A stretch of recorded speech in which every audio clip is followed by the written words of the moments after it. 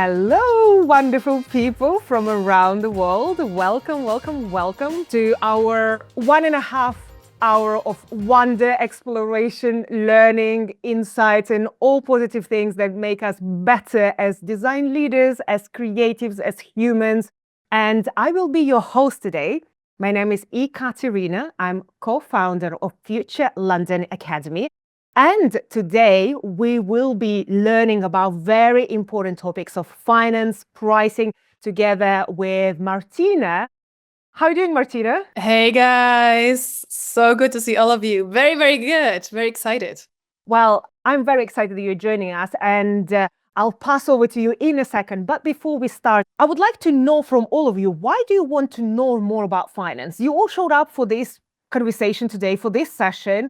I assume are all creatives and designers. I'm looking at the wonderful roster of job titles that we have in the submissions, and we have creative directors, we have head of designs, we have VP of UX, we have heads of innovation. We have so many different creative titles, and I would love to hear from you. Why do you want to know more about finance? It's not the topic that you touch every day. So what sparks your curiosity? So let's have a look. To collaborate better with our business partners and have more impact, says Divya. I agree with that 100%. So focus on design that finance takes a back seat, Marian. I agree that sometimes creativity can be a passion, and creativity are actually great things, but sometimes can be taken over all the rational parts of our brain. To make stronger business case for design, I want a stronger commercial awareness, generally enhance value proposition. Around a small studio, need to be a better business person. Yes to all of this, and we'll dive into why creatives need to know about finance in a second. This is what we've heard from lovely community that we have. We have frustration. How do I talk to CEO and business people so they understand? How do I get to the table as a design lead when finance is discussed? We also try to communicate the value of design and all these important topics. So it is an important subject, and it's on a lot of people's mind. And essentially what comes down to, you want to show up with confidence in this financial meeting. So this scary process when you go into the boardroom, whether it is with CEOs and CFOs, or it is with people who like investors, or someone who literally want to talk only about money, or maybe with just overall company, you might have an all hands meeting where you have projections and where all sorts of business terms are discussed, and you want to come to this room with confidence that you understand what's happening on the screen, you understand what questions you can ask, you understand what conversation you should have about this topic of finance, about what is presented and how your work connects to everything else that's happening in the company.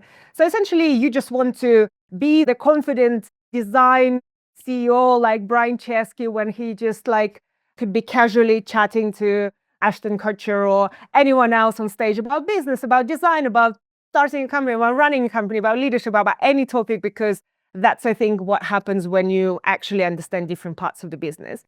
I always like to describe finance as actually rules of the game. So if you, I don't know, want to play football, it's good to start with learning the rules of the game. You can then be very creative. You can be a best player. You can have really good points of what you're good at. But before you start doing all the spins and crazy tricks on the field, you probably need to learn the rules of the game so you can play with other team members in the best possible way. And your creativity and your special skills will come out in a way that will be beneficial for the whole team, not just fun. So for that, you need to know the rules. So finance are some of the rules that you need to know to understand it. Today, as you know, we have a special guest who is one of our teachers on the program, incredible Martina. And I have to say, Martina is my personal hero because obviously she's very knowledgeable about subject. And this is a very interesting subject because it's a very complicated topic of pricing. I think all of you looking at the questions that have been submitted before this session, I can see that pricing is in a lot of people's mind.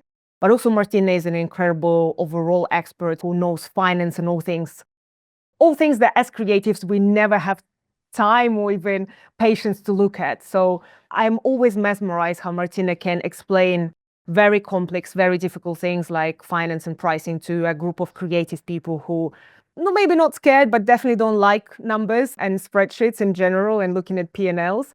And I feel like it's a magical skill to have, actually, because I think to transform someone's understanding of a complex topic so they then can use it in their day-to-day life and talk to their CFOs, again, in a more confident way, that's something that I truly admire. So I'm so happy to have Martina with us today. Welcome, Martina. So let's do it. Let's talk finance.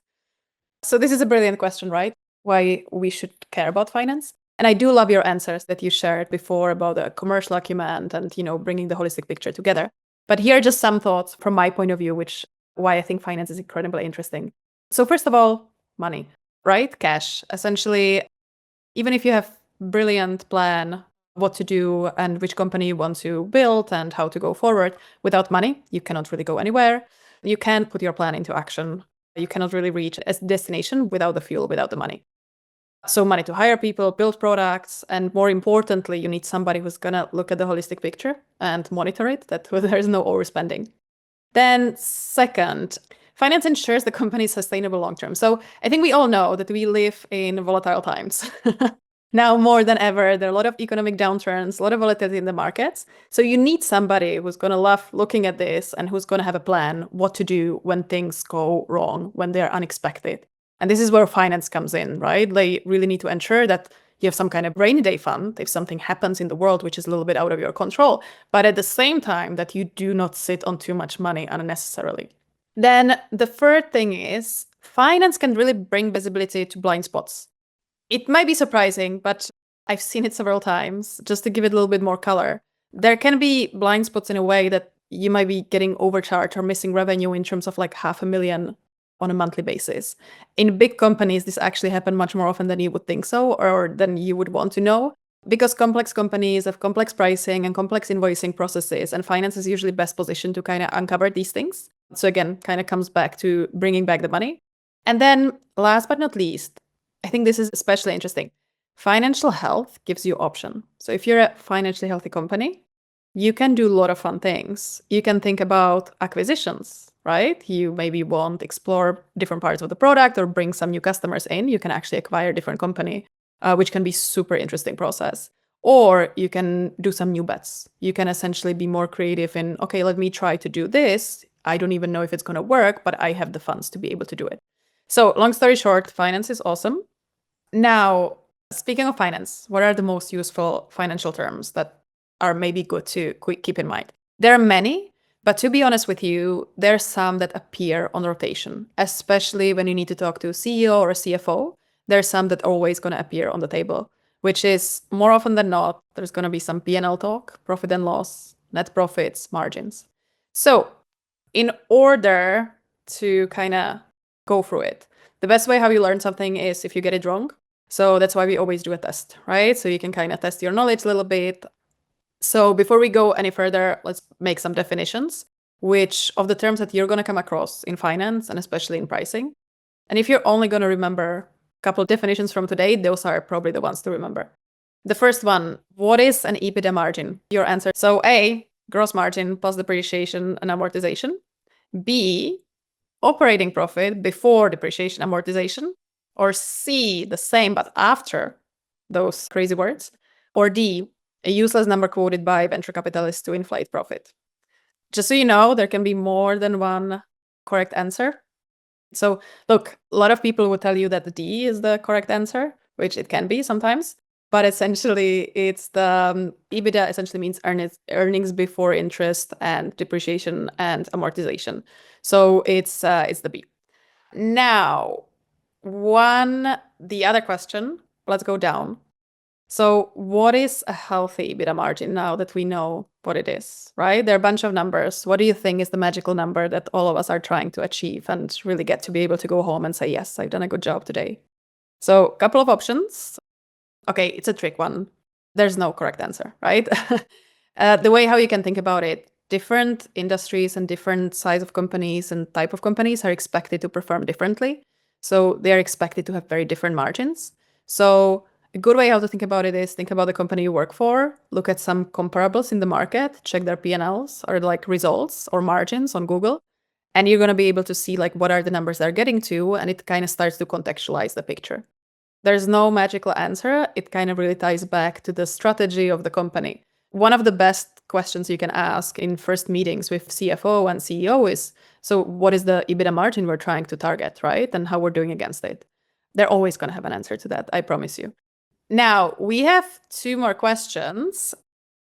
Another one is, what does gross margin represent? You have a bunch of options there. I would just like to say that this one is not a trick question. And probably the most natural thing that you think is right is the right one.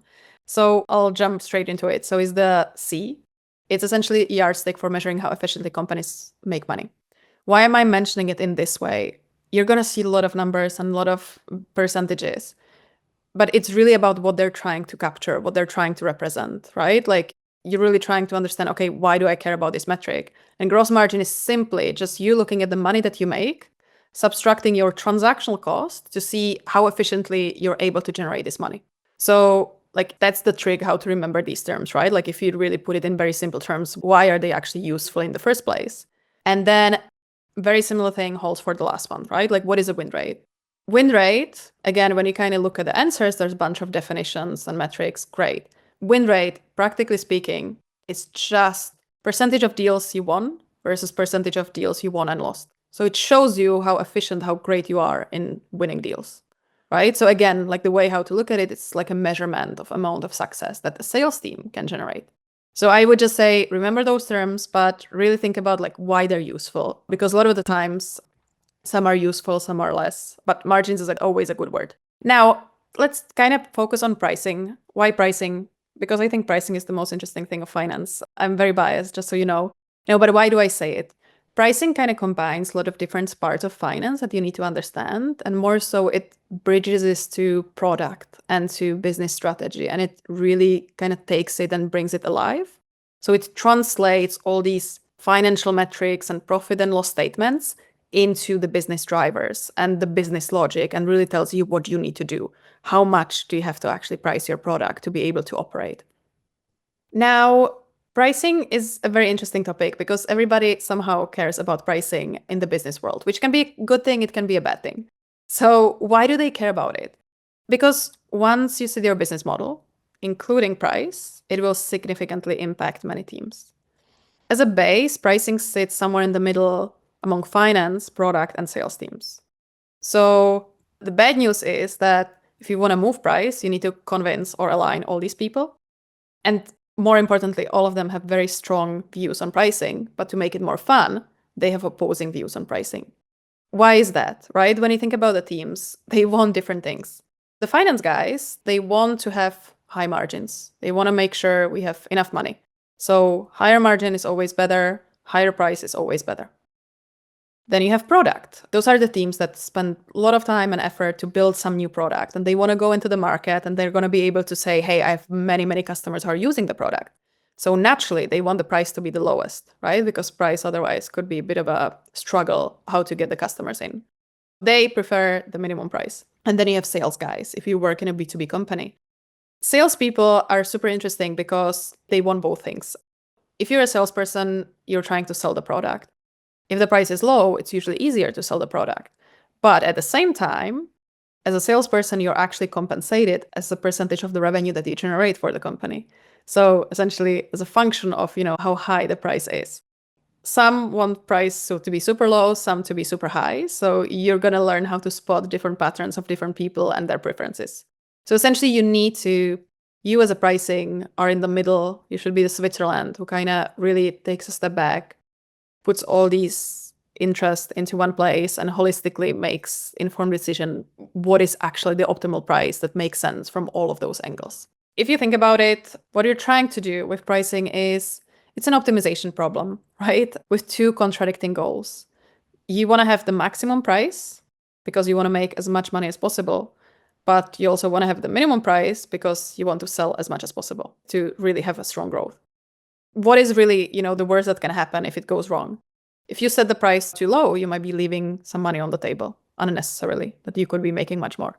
If you actually set the price too high, you might lose some customers. They're going to come to the website or they're going to talk to your salespeople and they're just going to drop from the flow because they think the price is too high. So it comes down to math. You need to essentially optimize and figure out what's the right way. But to make it a little bit more fun, With pricing, you have to get it right off the bat. Why is that? People are very emotionally attached to pricing. If you set a price to a certain level and then you try to increase it later on, it creates a knock-on effect. And you can see here just some screenshots, what happens to even large companies if they try to increase their prices. There are going to be social posts, there are going to be articles about, increased prices, how terrible it is. Customers have really low tolerance for price changes. And moreover, they do not really accept price increases lightly. If you do this, you also need to be mindful of the trickle effect on your business, right? Like customers are going to reach out. It's going to create knock-on effect on your operational teams and CS and sales. So if you kind of really try to abstract this into one rule to remember from all of this emotional aspect of price is, one thing to remember here is dropping price is very easy. Increasing price is very difficult. So if you have some kind of a price in mind and you're not completely sure, it's always better to start 10% above what you think is actually right. Because dropping it, very, very easy thing to do. You're actually going to make people happy. But the minute you go live with pricing, you already set the anchor for the customers and they're going to operate from this point. Now, okay, I talk about set the price. So how do you actually set the price? So there are a lot of different playbooks and we're not going to go through them because you can see them on the course where we go in much more detail. But just so you know, right, like there are a couple of things. So maybe just to cover the most kind of famous one or almost like the fundamental one is a lot of companies just price as per their cost, right? They would say, hey, I have a certain cost to produce the product that I do, and I want to make certain percentage money extra on top of it. So you essentially take that, you calculate it, and that's your final price. And then this is the moment where if you're in one of those finance meetings, you're going to hear a lot of fancy words like COGS and operational costs and da-da-da-da-da. You can ignore that. Most of the time, it's just representing essentially the underlying cost of the product and you thinking about it. But this, I would say, this is the most basic pricing that you can do. There are much more fun ones. You can see some examples here. Maybe just to pick one out of the more interesting ones that you might see sometimes. I can either pick a good one or a bad one. Okay, let's pick bad one. So there's a captive pricing thing. I always use this example because everybody remembers the times of printers and toners, right? You buy a printer, which is fine, but then you're kind of forced to buy toner, which is very, very expensive. So you're part of a captive pricing where you have no way, but you have to spend money on the additional product that you need for the first product to actually work. This is not great, right? Like when companies do that, when they kind of take you in and then they force you to spend money on the add-ons that you actually need for the main product, it usually creates a lot of backlash. So this is a good example of thing that is not really good to do. There are ways how you can spin it, how you can make it better for the reception. But yeah, that's just one of the many, many examples that are out there. Now, I actually would love to hear from you, mostly because I love pricing models and I love to hear how the companies are doing it. But when you really think about what is the right price, I'm sure there are some of you on the call who suffered from price here, right? Where some pricing team or a person made your life difficult because they made some kind of a decision and it trickled down the impact on you. So is there anybody who would like to share what is the price approach their company uses and maybe and then we can go together through like what might be the benefits of using that approach and what would you actually set as a price if it would be up onto you? I see your hand up. Thank you so much for volunteering. No problem. Happy to share. We are a boutique kind of agency based out of the US. I have two business partners. We each take a salary and then pay ourselves bonuses based on our profits. So working backwards from that, we have a general idea of what our fixed costs are in terms of our salary, things like that, software, our consistent overhead. Then we build in a margin of ideally somewhere between 10 and 15%, and then use that to base our rates off of. Oh, brilliant. We use a profit first strategy. And so factoring in that piece, we make sure that we, again, ideally get to those margins consistently and calculate what our like costs for contractors and things like that are ahead of time.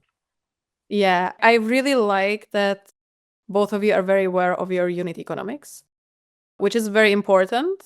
Surprisingly, the more complex company gets, the less understanding of unit economics they usually have. So this is really good. You're performing better than some big companies. Let's do one more. Well, I have worked in several different kinds of big consultancies and worked with quite a lot of businesses. And I think that I've been working and also developed several different kinds of models depending on the time on the market and what kind of circumstances there are on the market. So if there are good times, then obviously you can have one certain kind of concept with a higher price, and it's way much more easy. And when you have bad times, then you have to adapt to the situation and be more of a companion of your clients to hang in there during those a little bit more hard times. And there are also other things. It, of course, depends on what kind of services you offer. If it's more operational or if it's more strategic, then it's different kinds of packages. And of course, depending on how long you will be working. If it's a 100% coverage during 1 year, then obviously it will be another price setting in comparison to if you're working 1 month and just a couple hours here and there, then it will be another type of pricing because it's way much higher risk in comparison to 100% coverage over 1 year. Then, of course, I mean, usually the client doesn't need a certain kind of person, even if they are putting it up as one person, but actually they need a certain kind of service. So then I usually divide these kind of offers in what they asking for, not who they are asking for. And then it depends on the mix of people that me or the company that I'm working for offer.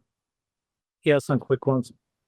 Thank you so much for sharing. I really like that you mentioned the environment consideration because I heavily agree. Like pricing is a very dynamic thing and you need to take into consideration what's happening around. So that's very important. I know I said last one, so let's do also that one. Hi. So one thing I wanted to share is we offer a branding, and I, looked into many different options to price it because it's very different. The scope can be very different based on client. So I decided from experience it's better to do value perception, offering them what this project can bring them. For example, if it's rebranding a cosmetic brand, you can reposition them to et cetera, et cetera. So instead of saying we charge how many hours this and what's your project fee, what they will gain after the project, so they can really align with their vision and see the greater value in the branding. And another thing that I thought was also really worked well with CEO that really is they really want to see tangible numbers is we also help with operations, helping with teams, and by creating very efficiency in the workflow, how much hours they can save within using this workflow in branding, a style guide, etc., and how much over time they can actually save. So that's a more tangible way to see value. So we've been using it kind of that sort of way where they can first with rebranding, which is really difficult to price, see it that way. And then also something that is a little bit more, easier, which is kind of operation type of services. Thank you for sharing. You mentioned value-based pricing. That's the ultimate grail of pricing. You're right. It's very difficult to do, but that's the number that we're all after, essentially. So I think this is a good segue into the next slides, actually, because we're going to touch on that a little bit. So let's talk about the price formula a little bit. So a couple of building blocks, right? A couple of fundamentals. First, you need to understand your customers and product. No two companies are the same. No two things are going to work for everybody. One of my main things is, because I used to work in finance, I always say financial trends and models without understanding the product and the sales consideration, it just doesn't make any sense. It's not good. It can make it or break it, right? So it really needs to take the holistic picture in place, including the customers mainly. So you kind of need to, build some kind of a discovery and build a hypothesis. And this hypothesis around pricing can be either derived from internal data, or you can have some hypothesis from other sources. But importantly, every business is different, so you need to contextualize it and you need to put some numbers and scenarios behind it. What do you think can essentially happen? Now, the second big thing is you always need to set a North Star. Different companies want to optimize different things, right? And this kind of comes to some of what you mentioned, the ecosystem that you're in and the stage of the business that you're in as well, right? Some companies are trying to optimize for maximizing revenue, which is the straightforward one. Or if you're, let's say, early stage company, maybe you're optimizing to get large logos. So then back of those logos, you can use them as a reference and attract more clients. So that's a very different pricing than when you're trying to maximize the revenue. Or it could be actually that you want to eliminate churn. You want to keep customers with you for longer. So again, very different approach. So it's very important to kind of set the target, what you're actually trying to achieve, because otherwise you might end up running in circles a little bit. And then you set the formulas and the rules of the Fight Club. Here, the main rule is just think long-term, because as I mentioned, short-term changes in price, very painful. So it's always good to try to think about where you want to be like 2-3 years down the line and kind of operate from that point backwards. But most importantly, what I really want to stress is iterating. I think a lot of companies, they kind of do a price and then they set it in stone and that's it. And I'm going to show you an example of quite large companies that actually tend to do it. But I think the most important thing about pricing is to iterate. First of all, because there's a dynamic environment around you. And second of all, you always want to ensure you're not leaving money on the table. So sometimes it's worthwhile, right? To like check how high you can take it. That's always a good one to kind of look into a little bit more. So you need to experiment a little bit. Now, a lot of companies don't do the third point. There are a couple of different reasons why, because you can break many things technically, because most companies are actually not built for reprices too well. But second, you're touching the money, right? That's always a sensitive topic. Here's an example of Netflix. I'm a data person at heart, so I love Netflix. Netflix is a great company, obviously, but you can see like a bit of evolution what happened in terms of pricing on the timeline on the screen, right? So first of all, you can see they're maximizing both revenue and customer base growth. How can you say that? Is because first, they pretty much just doubled the price of the subscription plan, right? That's you trying to maximize the revenue. But then you can see in 2022, they created different plans. And this is because they want to capture different parts of growth and different parts of customer segments, right? They want to get the price sensitive ones. They want to get some other ones as well. So they've done a bunch of pricing things. Did this work? You can look at their P&L after the call. You can check them on Google. They've done amazingly, right? Like their revenue growth, their share price is going through the roof right now. You can see that really changes in pricing can really trigger massive downstream impacts. But what is interesting here is I just wanted to spend a little bit of time on, they're doing 3 different types of price changes or monetization changes. One is the straightforward, right? They increase subscription plan from like $7.99 to $12.99. So they just price increase. But you can see in 2022, they have this basic with ads plan, which basically means that they're now going to be generating some money, some revenue from ads as well. So they're diversifying revenue, right? Not necessarily just increasing the price. And then the very last bit that they did very recently is they fixed a product bug, essentially. I don't know if some of you know, but it was fairly easy. If somebody on your family has a Netflix account, you can just use it, right? Why would you pay for your own? Turns out a lot of people were doing it. So they really kind of cracked on fixing this issue where they don't allow you to do it, which helped them drive revenues. So again, this is like a pricing thing, but not necessarily changing price. It's more just fixing the gap in price. So like when it comes to pricing, there are a lot of different things you can do, which is part of the fun of the world. Now, so when we kind of think about the pricing formula and how it comes together, there are a lot of different things that you need to take into consideration, but there are some 4 main building blocks that there's no way around them, essentially. So again, every company is different, but this you're always going to come across. So the cost plus margin, we've talked about it a little bit, right? Like you need to understand your cost. Even if you decide that you want to underprice whatever the cost you have, because you're willing to lose some money short term, you still do need to understand it. It's incredibly important because it needs to be a very deliberate decision. Margins. You need to understand what the company is trying to do in terms of margin, right? Like CFOs are pretty much judged based on margins, right? They have to go to investors and they have to explain what they do. And it always comes down to the bottom line, to the margin. So when you talk to them and when you try to convince them about something, you need to make the argument from the margin perspective very, very often. Now, we're coming to the customer perceived value. So that's the third bucket. And then we also have competitors. So let's start with competitors. Competitors are a very interesting topic because I don't like pricing as per competitors. I think not many people like it.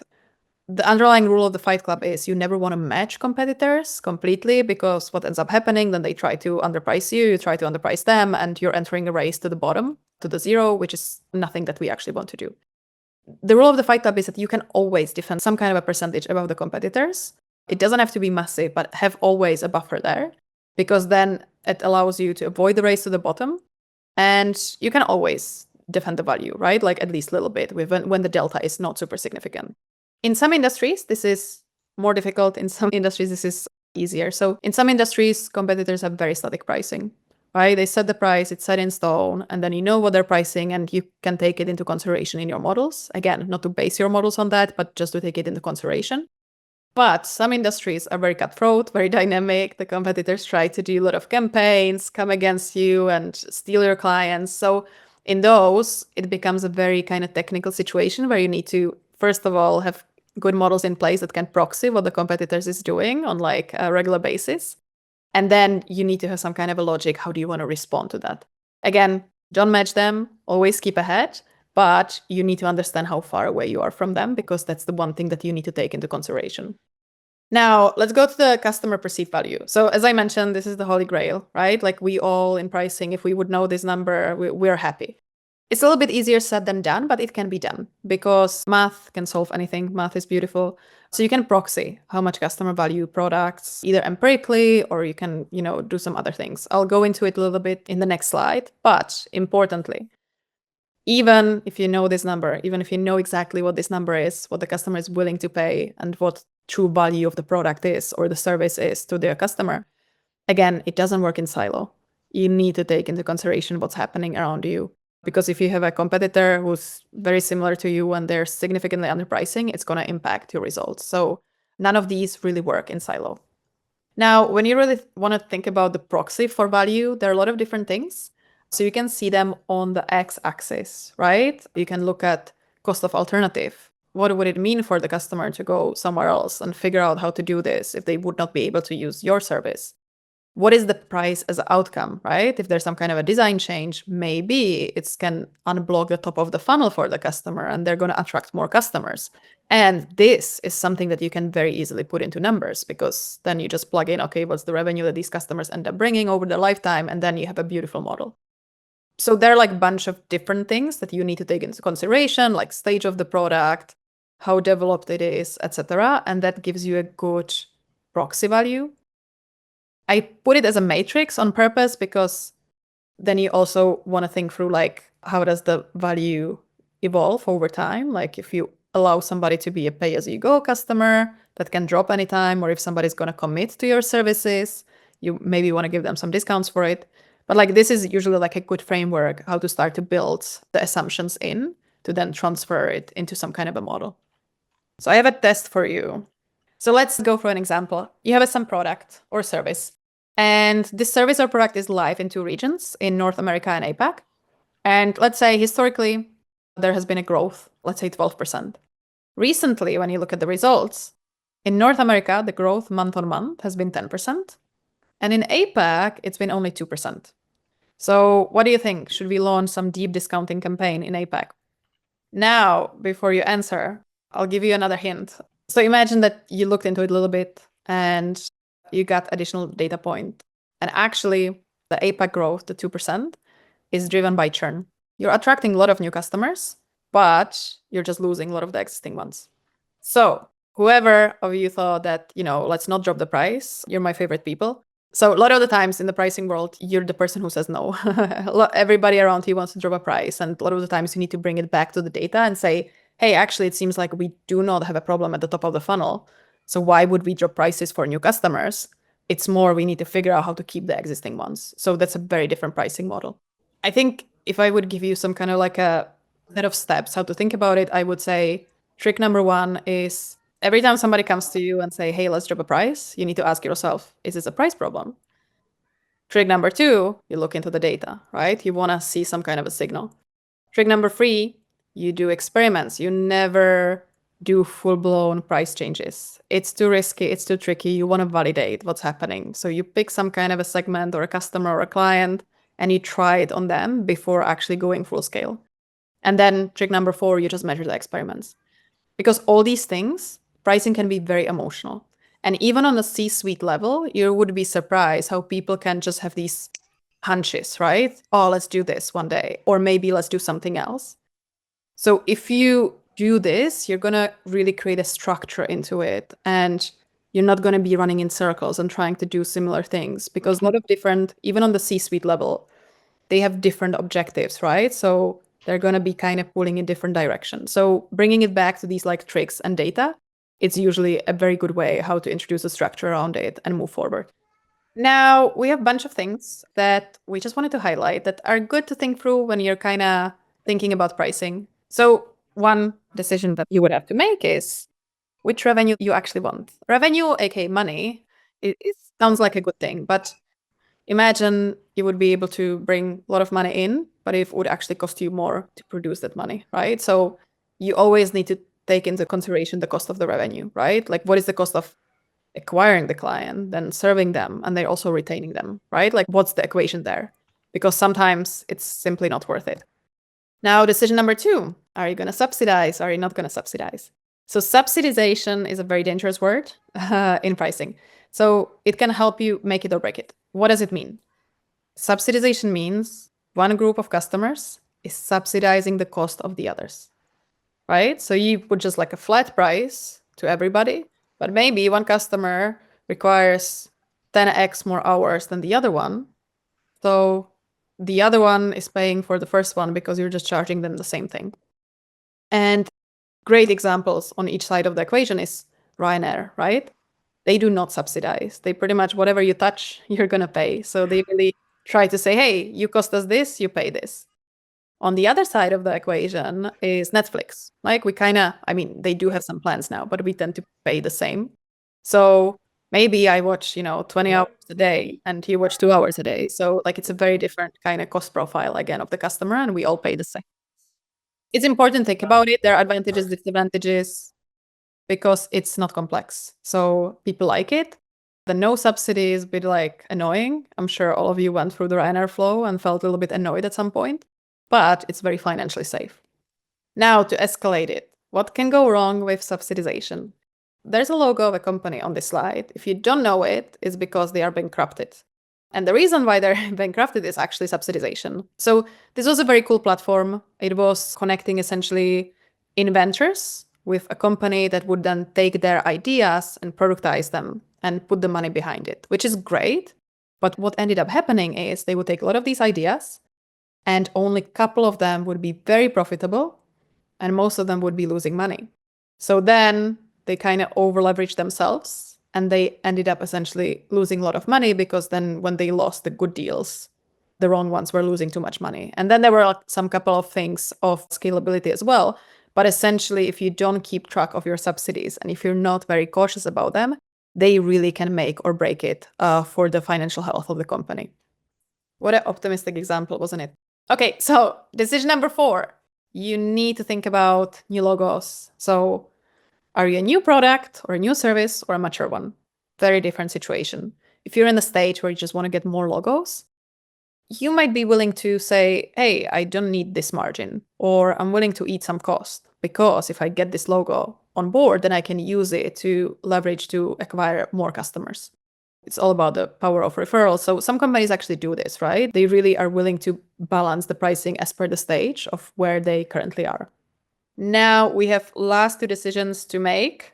Decision 5, if you're going to tier. This is one of those great approaches. So tiering price means you have some kind of a price for first, let's say 200 users, and then you start to decrease the price with more users.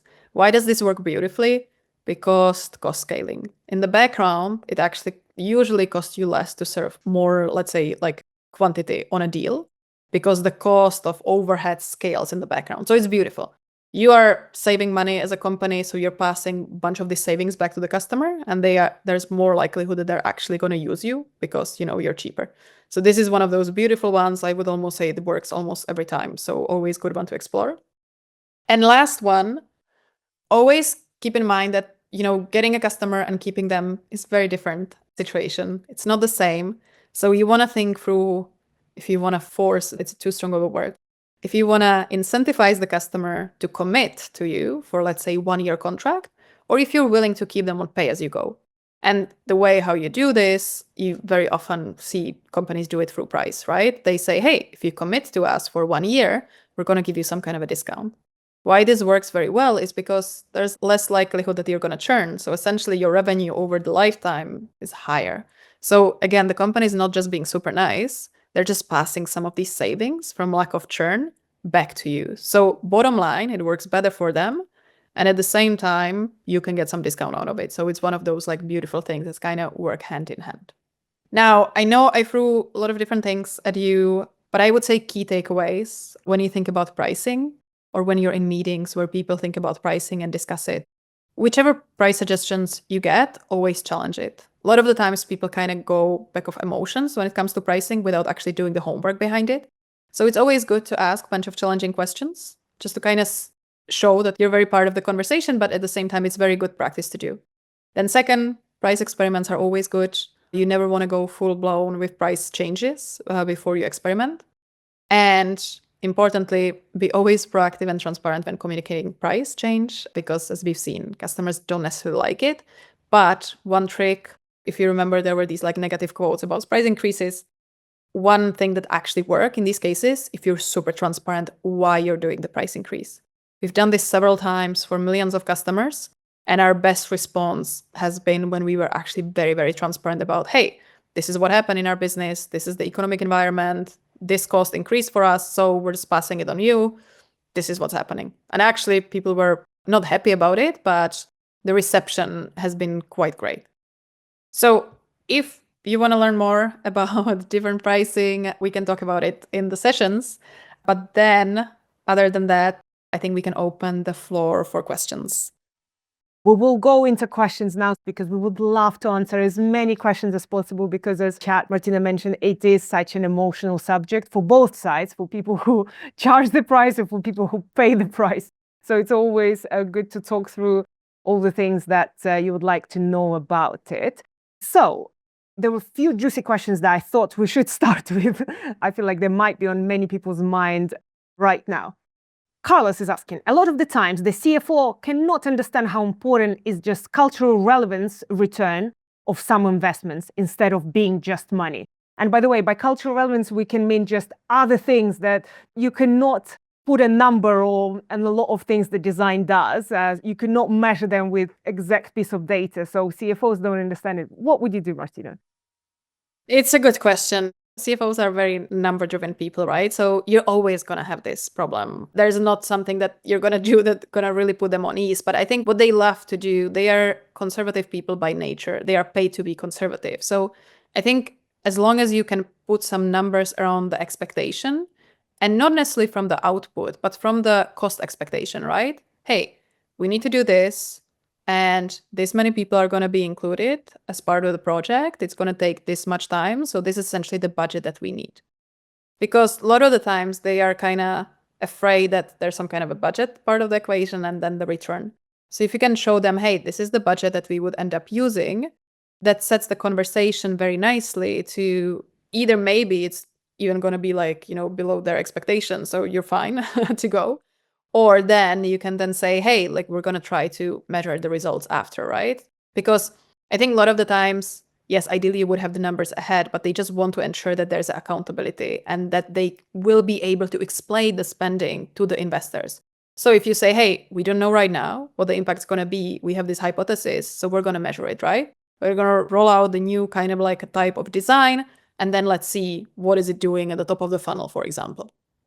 I love this answer, and it's such a great way to, again, think about if someone likes numbers, we need to give some numbers. If we can't measure the outcome, at least let's measure the input. And if they're willing to take the risk, or at least they have some sort of basis, they can anchor their expectations around. This is brilliant advice.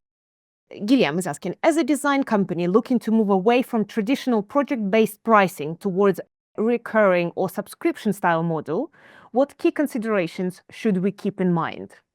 Oh, I love this. There's nothing better than going from kind of like unexpected sources of money to subscription. I think this is more and more popular thing to do. It is a big change. So you would definitely want to test the waters first to really understand what is the customer willing to invest. And then you would need to build almost like a collateral. How do you actually explain it to the customer that is better for them, right? So depends who you need to talk to in the business to say yes or no. But again, you need to think from their perspective, right? If you're talking to somebody from like FP&A or finance team, you want to actually make this argument, hey, like this is actually much better manageable cost for you, because all they care about is budgets and if they're going to like predict the budgets correctly. So if you're going to tell them, hey, we're going to charge you subscription instead of per project, it's actually better for you, because per project, maybe the hours are going to add up, we don't know the exact scope. If you're on subscription model, it's very predictable. It's great for you, right? So I would definitely always recommend to test the subscription model, because I think it can work very, very nicely. But yeah, again, not kind of switch off from one to another, more like test the waters first if it's working, and then really skew the conversation to who you're talking to and try to make the point from their perspective. What are they actually gaining with this? This is a brilliant answer. I would love to have a follow-up question on that, because there were lots of questions about agency models, subscription models, and I feel like it is an important conversation to have. And from my experience, I think subscription models had like its boom, like maybe a few years ago with Netflixes and everything. And everyone's like, everything should be a subscription. Your makeup should be a subscription. Like your toilet paper should be, everything is subscription. Let's do subscription. You're an agency, do subscription.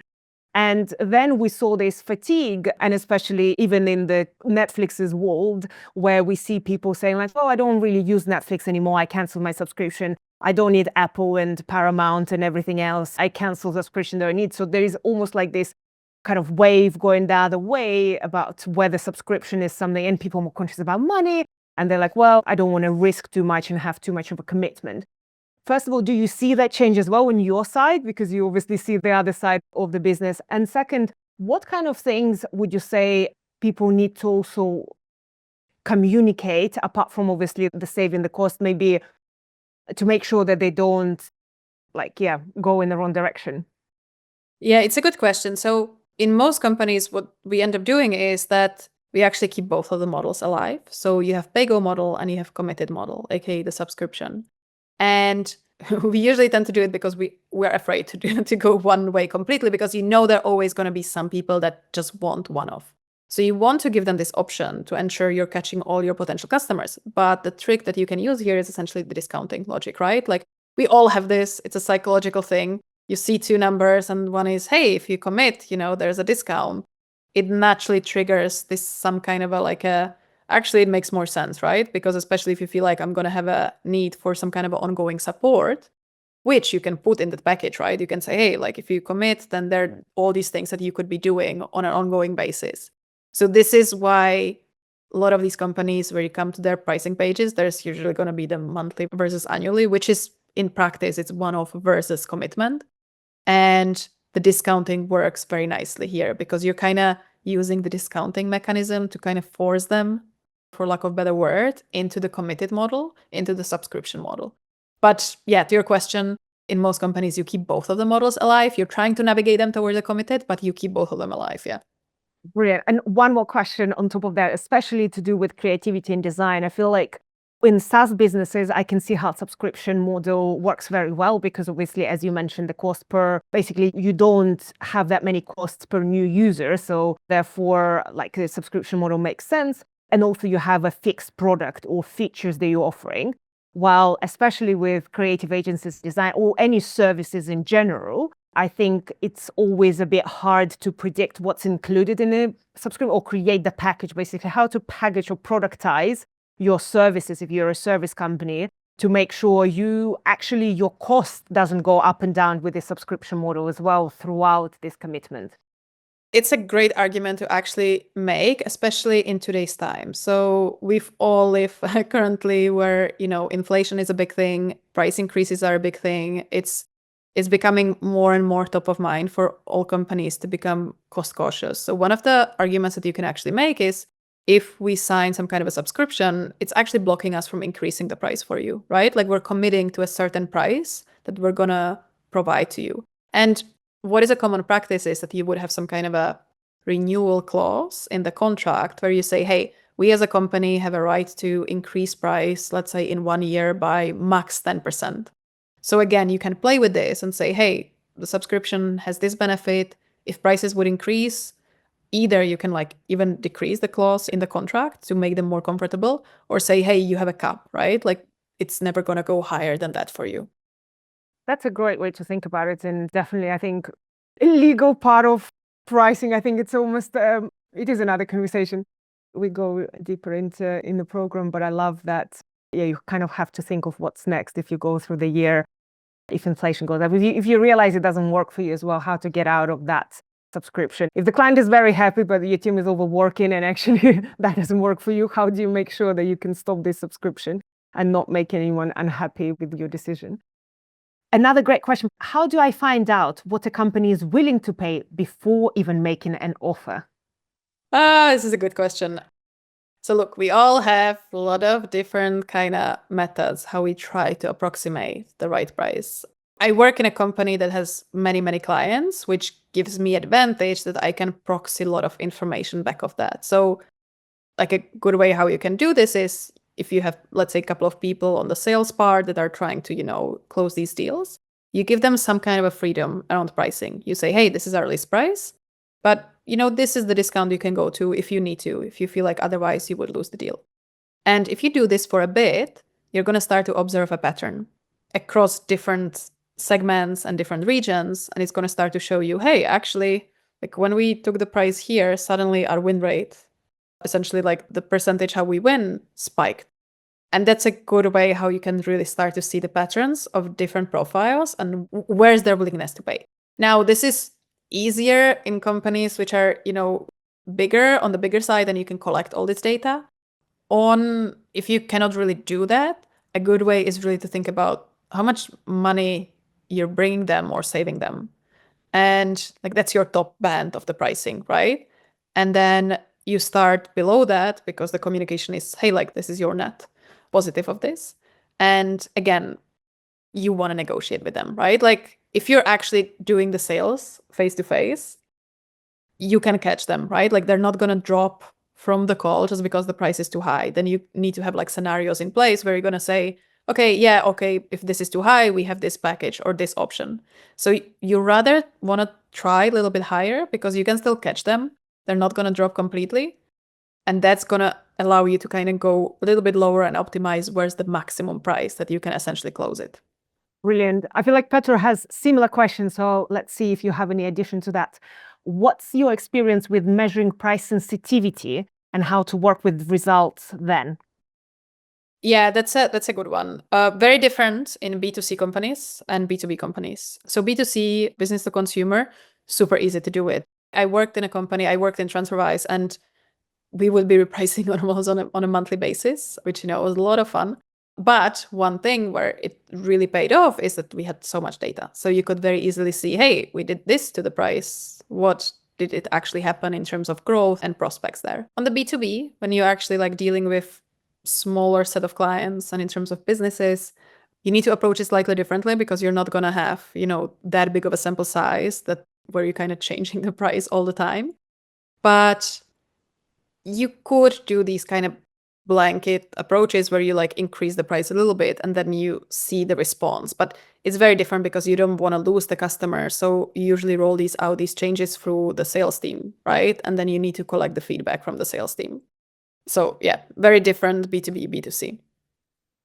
Totally makes sense. So one more question related to, again, doing design. How do you do a costing for a design project if you don't know what customers' problems you are solving? Talking about value-based pricing, like if you don't know exactly what value you're bringing, how do you cost something or price something?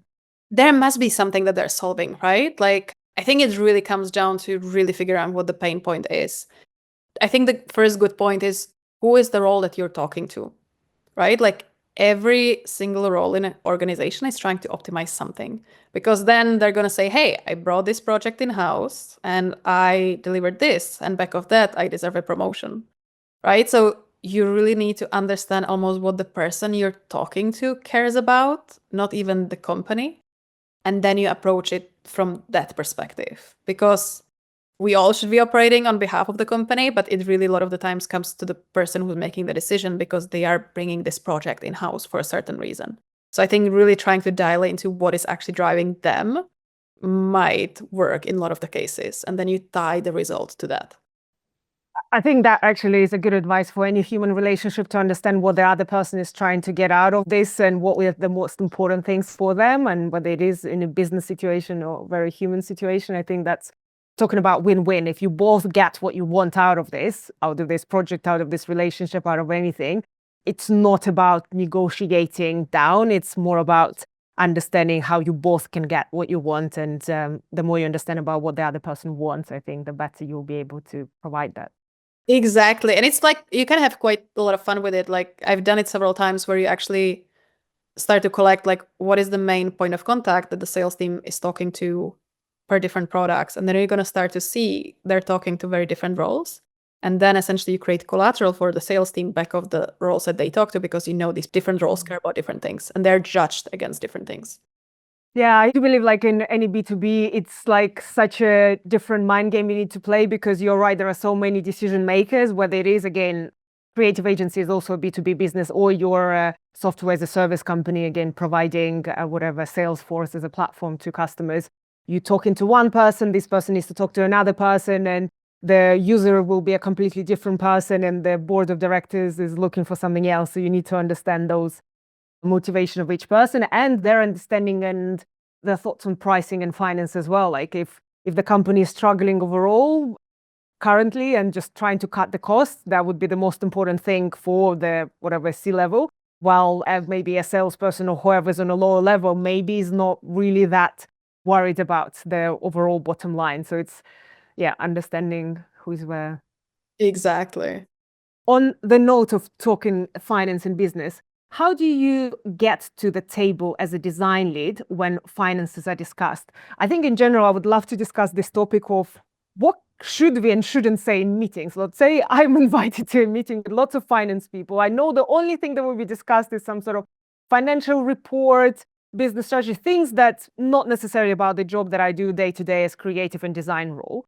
What should I say and not say? And also, are there any questions I should be asking to add to the conversation rather than look completely silly? It's a very good question, because I think it would work both ways. If a finance person would come at the design table, they would look, or we would look very silly, right? Because we would like say things that, you know, people are like, why is this even relevant? So like finance people as other teams, they have their biases as well, right? Like they tend to think very much in terms of numbers, and they tend to be like, hey, financial model, this makes sense, but they don't think about how to bring it to life. They really struggle with understanding, oh, actually it doesn't finish at the financial model. You have to go and you have to convince some product people to actually build it. You have to convince some engineers to actually, you know, not think this is stupid to build. And then you have to convince some design people actually to, you know, care about that this change is important and to really address it. So like it works both ways, which is very funny. But look, if you want to discuss with finance people, they care about two things. They care about something which is called month end, and then they care about margins. Month end, essentially finance is a very conservative department where their biggest thing is like Christmas. They hate it. It's terrible. Every month you need to close your financials. You need to be able to say, hey, we spent this much money exactly on this, and the cost was different from previous month by X%, and what is the reason? And they have very strict timelines on this. So never talk to finance in like the first 10 days of the month, because that's what they're doing and they're very short on time. That's the first rule of success. Don't talk to them at the beginning of the month, because they're closing the previous one. It's very stressful time for them. But if you're at the table with them addressing budget concerns, such as, hey, I think I would need this many people for this project, and this is their average salary, so I think this is roughly the investment we would need to make, you're already in. Because most people don't do that with them, right? They just say, hey, we should do this. And then finance tries to understand, what does it mean financially? So if you come with this kind of assessment, that's amazing.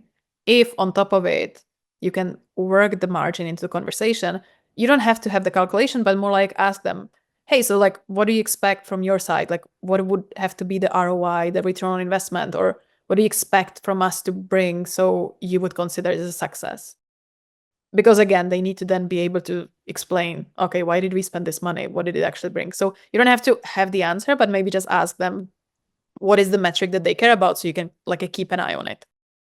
This is such a great way to think about, not to know the answers, but actually ask the questions. And you're so right. Like you can actually ask, what would you want to see to make sure you sign it off? What kind of ROI do you want to see? What kind of costs or budgets do we have this month?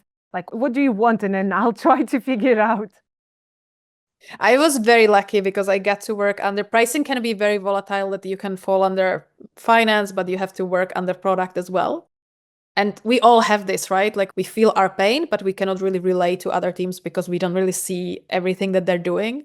So the minute you try to relate to them and speak in their language, which in finance is cost, budgets, and margins, you're pretty much in. They might try to hire you. I love cost, budgets, and margins. Literally talking about communicating the value of design. I think if we can use more of cost, margins, and budgets when we talk about design, I think there will be so many happier people within the companies who will be like, oh, finally, someone understands us. What we care about cost, margin, and budget. Another tricky good question from Jules: how to make good business abroad and pricing strategy from country to country? So most services and products should be region specific and should be country specific, because different countries have very different price elasticity and sensitivity. What happens in most businesses, you start with one price fit all. And then once you actually create pricing team, that's one of the first things that they're going to end up doing is regionalize pricing, because more than 90% of cases, it's going to be worth it because it's really going to improve the sales. And you can almost always afford to do it. It takes time to get to it because you need to look into the data and you need to be a little bit more granular. But like a good rule of kind of Fight Club is think about the level of income in the countries, because people tend to kind of rationalize pricing in relation to level of salary and other expenses they have in the country. So that's a good one, right? Like categorize your countries into, a couple of buckets. Again, I would not go as crazy as try to have different pricing per different country, because then it gets too complex and, there might be some compliance part of this as well. But creating some kind of a groups, region specific back of income or expenses in that country is almost always a good idea. Brilliant. And to jump on that question as well, because there is also a human element of it as always, which is explaining the different pricing. So if you are let's say, whatever service provider, and someone says like, but my friend from Spain, they had a different price. Like, how come? How would you go about explaining different pricing? It's a very good question. So that's a bit of a risk that you're running. In reality, it doesn't happen very often that businesses would discuss pricing across countries, to be honest. So you can get away with slightly different pricing because also there's a conversion currency element to it. So, there's an expectation that the prices are going to be different. You can kind of validate it through, it really depends on the product and the service, but you can usually make a case it's not the same service, right? Like maybe that client was, if you're in like a big company setting, you have some kind of a contract, and the contract is going to have some payment terms and frequency, and if you're going to prepay the amount or not. So there are a lot of different commercial terms. So you can very easily make a case to say, hey, like this is a very different commercial agreement that we agreed with the customer. The volume is different, etc. So you can rationalize it, but at the same time, you want to be fairly transparent, right? Like everything is negotiation. So if this is a B2B, like people are generally aware that not every pricing is the same. And it really comes down to what you end up negotiating with the salesperson. But to be honest, it doesn't happen that often that companies would be trying to compare across countries. You would be surprised. You would expect it's much more often than it actually happens. I have a lovely design question on pricing. Are there any design considerations when presenting the price? I'm not sure if you're involved in, like there was some conversation about putting comma or not putting comma when you put the price, what color and all of that. Do you know any design, purely visual consideration for pricing that you would want to talk about? Yeah, so actually design is a massive thing for us when we deal with putting pricing on the pricing page, when we're making it a public thing. And it can really make it or break it, how you position it. So usually what you end up doing is you have a couple of different designs and you're testing it, because the question is, do you want to show, if you're giving some kind of a discount, do you want to show it as percentage, or do you want to show it as number of money? Are you going to be talking about discounts or savings? Does the price need to end with 9? Yes, it does. There are actually a lot of things to think through when you're presenting the price. And Among the main ones is going to be how complex you're going to make the pricing look like. Because if you have a lot of pricing options and if it looks messy, you're just going to lose the people from the page.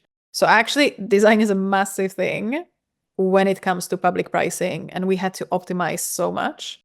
So if somebody's really good at you're going to learn some things over the time. So it needs to end with 9, savings usually works better.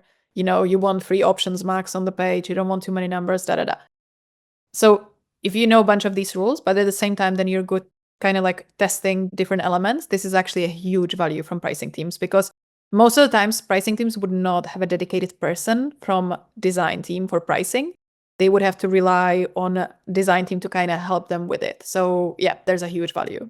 Love it, Bryn. Let's take a few last questions before we let you go to your very busy day, because I feel like I already can see so many comments about how much value everyone got from this. So it has been incredible having you. But let's 2 last questions. One from Lon, who is asking, any thoughts on tiering pricing, like good, better, best format? Tiering pricing. So tiering pricing is always good, right? Like what you're trying to get is you're trying to get the large deals. Why is that? Because the cost scales away, and actually serving large customers is cheaper per like the quantity than on small customers. And also like you have these big jumps in revenue, right? Like you get them on board. So tiered pricing always works very well, but you want to build it in a way that you do not unnecessarily discount your already existing customers. So imagine you have a lot of SMBs and mid-market and just a couple of enterprises, right? And you would build the tier pricing that you would actually start to give discounts already on the mid-market level. What ends up happening is your mid-market clients are going to come back to you and say, hey, can I get this lower price, right? And then you're cannibalizing your own revenue. So the best way how to do it is actually check in which bucket, in which quantity you're struggling, and launch that one, because it's a win-win situation. You have 0 penetration there now. So then even if you're giving discount, you're actually not discounting because you didn't have any presence there before. So you're only unlocking new segment without unnecessarily discounting people that you were attracting before anyhow. This is great advice. Love it. Let's finish with one last philosophical question that was asked. Is it really important for designers to know how to read financial report? Would it be more impactful how to present a UX strategy? So in general, I think it's a question like, how much of finance do we as designers need to know, or how little do we need to know? Is it even helpful? So I might be biased, but I think it is very important, both because it's super interesting, right? Like you can take this knowledge and then apply it in your day-to-day life as well. Like if you find interesting, for example, but it gives you an edge. It definitely gives you an edge, and it gives you a massive advantage against others, because finance people are used to the fact that nobody wants to speak their language too much. And, they're a lot of the times they are the last consideration, right? Like product goes and builds something, and then finance needs to go and track, why did they spend so much money on this? So like if you're willing to meet them halfway, you're a really great position. And at the end of the day, those are the guys that control the money. If you want a new headcount to your team, if you have friends in finance, it's a very different discussion. If you want a budget, if you want to try a new tool, you need finance people.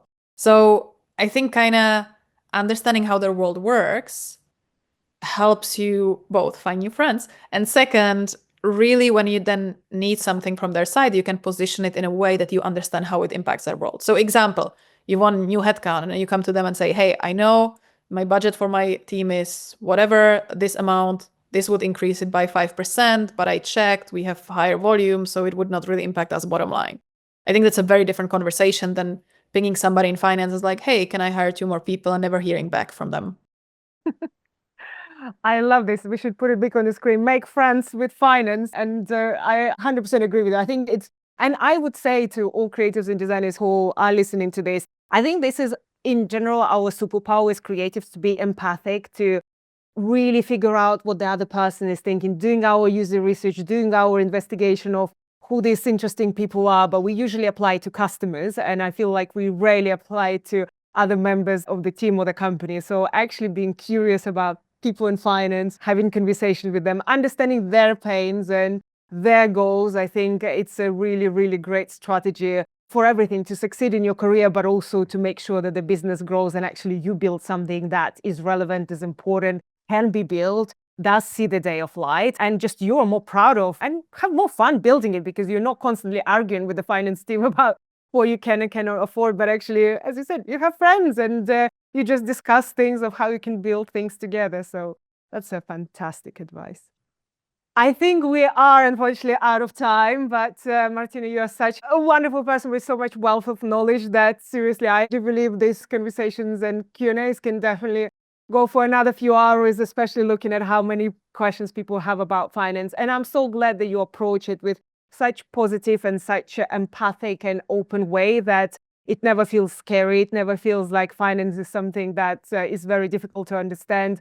I'm also conscious that we did mention lots of terms today out of the blue, and you usually go through all the terms in very much detail, so you never drop a new term on people, and we go in depth on all of them. But I think for the purpose of today's conversation, we try to get as much out of the time we have. So I appreciate you giving us high-level introduction to some of the terms and diving deeper into pricing. Any last thoughts from you? I just want to say thank you so much. This was so much fun, and you always have such an incredible cohort and the group of people. So it's always so much fun to, also learn on my side, like what are some of the struggles on your guys' end, how it all comes together. So this has been so much fun. Thank you so much.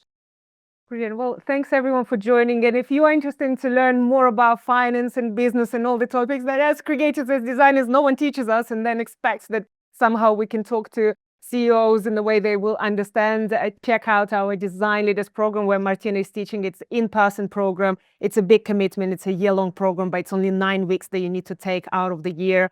But it's literally transformational. It's a once-in-a-lifetime opportunity to really dive deep onto all the things that you'd never learn, but you have to know if you want to get to the next level. We do have online courses that teach all sorts of business subjects as well that you can check on the website. So if you're looking for something a bit shorter and a bit easier to consume in your own time, we do have many online options as well. But thanks everyone for staying and for asking lots of great questions and sharing your frustrations and sharing your thoughts. It's so much fun to see all the things that we all care about from different parts of the planet. And thanks again, Martina. It has been such a pleasure having you. Cheers. Have a lovely rest of the day. Bye.